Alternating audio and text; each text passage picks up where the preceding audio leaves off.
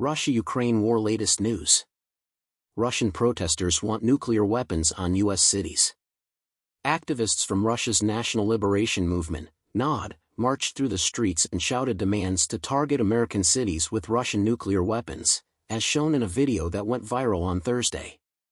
This anti-Western nationalist group is shown in a video posted by Julia Davis, who founded the Russia Media Monitor watchdog group, walking through the rain while naming the U.S. cities they want targeted by their missiles. A Russian-speaking protest leader yells out, "Yars, Sarmat, Poseidon, we are aiming at Washington," in reference to the RS-24 Yars missiles, the RS-28 Sarmat intercontinental ballistic missiles, and the Poseidon torpedoes. They are capable of carrying multiple nuclear warheads. Yevgeny Fyodorov's pro-Kremlin NOD group members waved a flag with black and orange stripes. The leader, among them, pinned it to his chest. In 2017, Ukraine banned the St. George ribbon, which had a lengthy history of honoring World War II veterans but has since become a symbol of Russian militarism and nationalism. The footage shows a vehicle smack dab in the midst of the protesters' march, its roof adorned with an orange missile. Using a comparable missile prop, the organization has earlier demonstrated outside the U.S. Embassy. Russia invaded Ukraine on February 24, 2022, and the war between the two countries has lasted for almost 2 years. During that time, Russia threatened multiple times to use nuclear weapons against the United States and NATO countries. This led to the protests. The Russian military has recently started practicing the deployment of tactical nuclear weapons. Meeting with the country's foreign ministry leadership on Friday, Russian President Vladimir Putin issued a warning, saying, "We have gotten alarmingly near to the point of no return," in reference to Russia's nuclear weapons threat.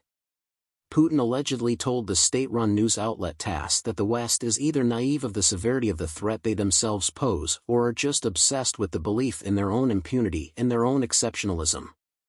Either one can end in disaster. Russia's leader made his remarks just one day after the United States and Ukraine inked a 10-year security pact to bolster Kiev's military and deterrence capabilities. In a phone interview with Newsweek, senior fellow John Isaacs of the nonpartisan Organization Center for Arms Control and Nonproliferation, whose mission is to lessen nuclear threats, described Putin's recent statements and threats as threats seeking to impact NATO and U.S. behavior. In reference to the accord, he went on to say, "My belief is that Putin is making every effort to make it seem like, United States, if you don't behave, you're going to pay the repercussions." Putin, he argued, has few options left, and the threat is one of them. According to Isaacs, Putin can do no better than threaten until he achieves a victory or gains control of Ukraine. U.S. officials should dismiss the incident as a hoax, a threat that neither Russia nor Washington can really expect to see through.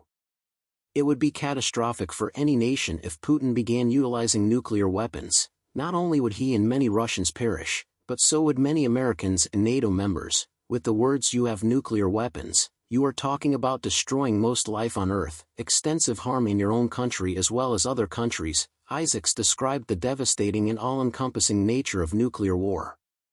In 2024, the Federation of American Scientists projected that the United States possessed 5,044 nuclear warheads, while Russia possessed an estimated 5,580. Despite having nuclear weapons, 7 other nations are supposedly far behind Russia and the United States in terms of stockpile size.